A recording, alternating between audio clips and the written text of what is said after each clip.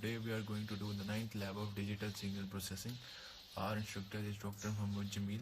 Now moving to the task 1. In this task we have given the filter coefficients. We have to plot the filter in the time domain. Here we are using the time domain from -3 to 3. We are using the stem command to plot the signal. Then we are also calculating the magnitude response. We have 1024 number of frequency points for plotting. We are using the F50 shift, which is the built-in command of Matlab to calculate the fast Fourier transform, and then at the end we are plotting both the frequency response and the magnitude response of the input signal of that filter. Now when we run this code, we have the output like this.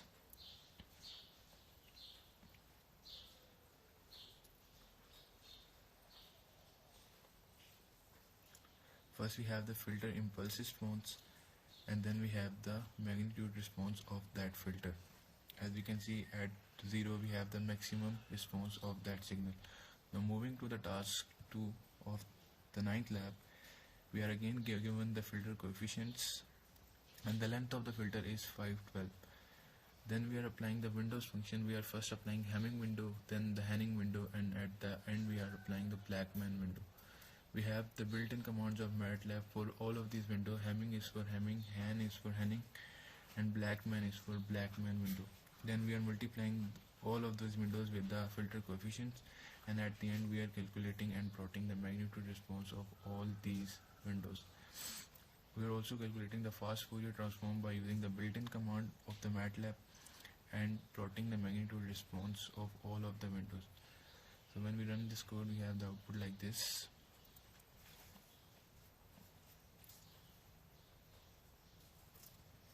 Here we have the magnitude response of filter of windowing.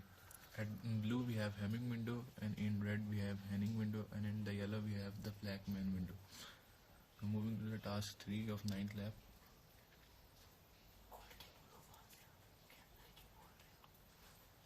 Sampling frequency is 8000 Hz, and we have the time from 0 to 0.02 second with the time difference of 1 over sampling frequency. We have 3 signals given, x1, x2 and x3. We are adding all of these 3 signals and saving the value in the variable x, and then we are plotting the signal in time domain, and we are calculating the magnitude response of the signal by using the F50 shift command of Matlab, and we are also plotting the magnitude response of the signal. So let's run this code.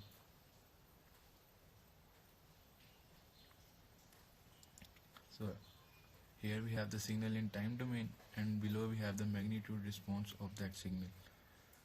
Now moving to the next task. In this task we are given the filter coefficients in the array h, and then we have the sampling frequency of 8000 Hz and time from 0 to 1 seconds. X is the input signal we have given. We are also adding the random amount of noise in the input signal by using the random function of Matlab, and then we are also applying the filter to filter the signal from the noise, and we are first plotting the original signal, then the noisy signal, and at the end we are plotting the filtered signal and also playing all of these signals. So let's run this code.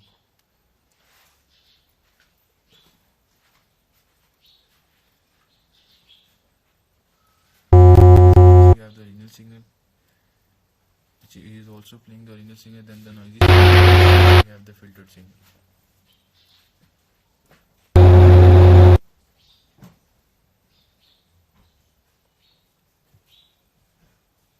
Moving to the next task. In this task we have given the file speech. We have to discard the frequency above 4 kHz. Here we have taken the length of the speech, then we are doing the fast Fourier transform of the speech, and here we are discarding the frequencies which are above the 4 kHz by using the condition greater than 4000. Then to reconstruct back the signal after removing the higher frequency, we are using the IF50, which is the reverse of fast Fourier transform. To reconstruct the signal, we are using the IF50, and then we are playing the signal. Let's run this code.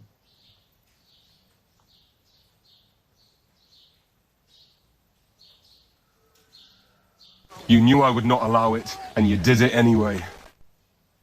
You knew I would not allow it, and you did it anyway. So this is the output of that code. Now moving to the last code of this lab. Here we have given the music file. We have to first apply the high pass filter, which removes the low frequencies from the signal, and then we are applying the low pass filter which removes the high frequencies from the signal. So here we have the threshold value of 500 in high pass filter and have the threshold value of 10,000 in low pass filter. Here we are using the two parameters, filtered high, which is to remove the high frequencies, and then we are using the filtered low, which is used to remove the low frequencies from the signal. When we run this code, we have the output like this.